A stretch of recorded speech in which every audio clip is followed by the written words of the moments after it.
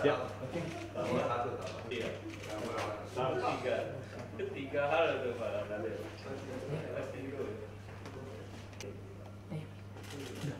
Sudah. Perhimpunan.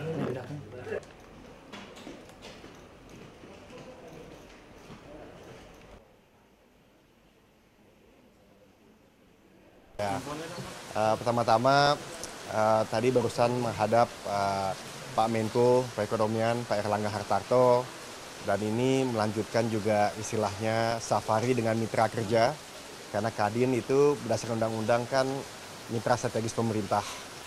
Jadi hari ini tadi bertemu dengan Pak Menteri Kominfo dan juga dengan Menteri Perekonomian yang tentu sangat banyak bersinggungan dengan Kadin.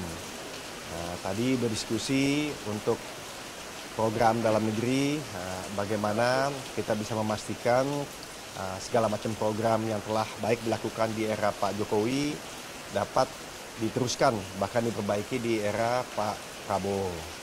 Dan tentu karena pengalaman beliau sangat banyak di bidang yang sama ini, ya kita dari Kadin tentu ingin menyerap, bahkan juga mengundang beliau untuk hadir di Kadin seperti kemarin, seperti diketahui ada Pak Menteri Perdagangan, Pak Menteri Investasi, dan lain-lain. Jadi saya lihat ini sangat positif karena 2025 ke depannya kita sudah lihat postur daripada APBN dengan segala macam asumsinya. Saya rasa peluang banyak sekali, tapi tantangan juga mesti dihadapi bersama dan dunia usaha harus selalu mendampingi pemerintah. Kira-kira ada wejangan itu dari Pak Menko untuk Kadin sendiri? Ya, wejangannya cuma dua. Yang pertama bagaimana Kadin itu bisa terus menjadi mitra strategis pemerintah yang efektif untuk bisa menjalankan roda perekonomian baik dalam dan luar negeri. Dan yang kedua bagaimana Kadin menjadi wadah dunia usaha. Bukan saja perusahaan besar, tapi menengah kecil, termasuk juga BUMN dan koperasi. Dan saya rasa itu masukan yang sangat bagus, apalagi Kadin itu mempunyai kaki tangan di kabupaten dan kota, dan tentunya provinsi. Tadi disebutkan banyak program-program yang akan dilanjutkan, mungkin bisa dijelaskan program apa saja dan mungkin ada program barunya. Ya, saya rasa tadi dibicarakan yang pertama bagaimana bisa menyangga daya beli masyarakat supaya konsumsi domestik tetap kuat. Lalu juga bagaimana Kadin bisa berpartisipasi untuk mengawal program belanja pemerintah, termasuk untuk sekolah maupun rumah sakit, dan juga bagaimana bisa memberikan suatu persepsi bahwa Indonesia itu memang aman, dan memang aman sebenarnya, sehingga FDI, Foreign Direct Investment, bisa maju terus. Dan berikutnya juga bagaimana apapun investasinya, pengolahannya baik sehingga bisa memperkuat ekspor kita tanpa melupakan tentunya juga UMKM. Kemarin dibicarakan juga sama Pak Mendak. Dan terakhir kita tidak boleh melupakan kepemimpinan kita di industri hijau, biru, dan tentunya digital ya.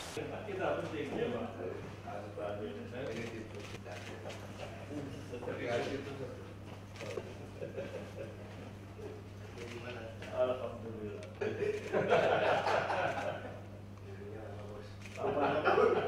Masih tulisannya Pak. Ya, oke. Iya. Tiga hal itu Pak Nabil.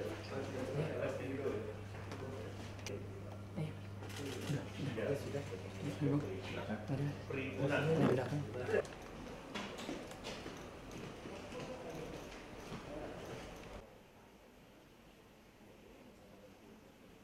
Ya, pertama-tama tadi barusan menghadap Pak Menko Perekonomian, Pak Erlangga Hartarto, dan ini melanjutkan juga istilahnya safari dengan mitra kerja, karena Kadin itu berdasarkan undang-undang kan mitra strategis pemerintah.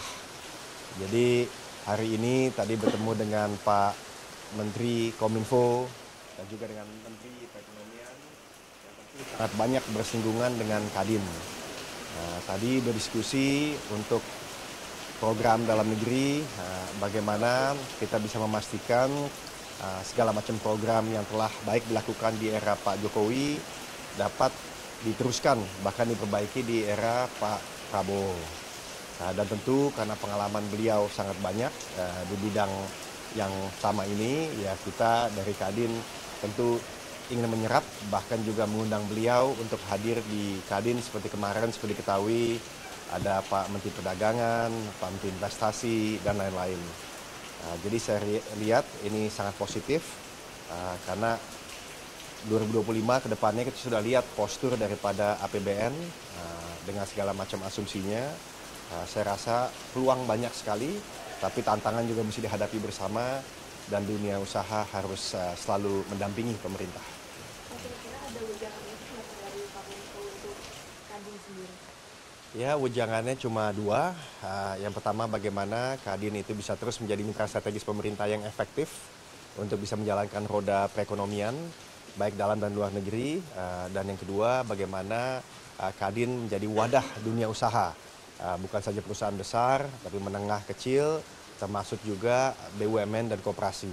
Dan saya rasa itu masukan yang sangat bagus, apalagi Kadin itu mempunyai kaki tangan di kabupaten dan kota, dan tentunya provinsi. Pak, tadi disebutkan banyak program-program yang akan dilanjutkan, mungkin bisa dijelaskan program apa saja dan mungkin ada program barunya. Ya, saya rasa tadi dibicarakan yang pertama bagaimana bisa menyangga daya beli masyarakat supaya konsumsi domestik tetap kuat. Lalu juga bagaimana Kadin bisa berpartisipasi untuk mengawal program belanja pemerintah, termasuk untuk sekolah maupun rumah sakit. Dan juga bagaimana bisa memberikan suatu persepsi bahwa Indonesia itu memang aman. Dan memang aman sebenarnya, sehingga FDI, Foreign Direct Investment, bisa maju terus. Dan berikutnya juga bagaimana apapun investasinya, pengolahannya baik sehingga bisa memperkuat ekspor kita. Tanpa melupakan tentunya juga UMKM, kemarin dibicarakan juga sama Pak Mendak. Dan terakhir kita tidak boleh melupakan kepemimpinan kita di industri hijau, biru, dan tentunya digital ya.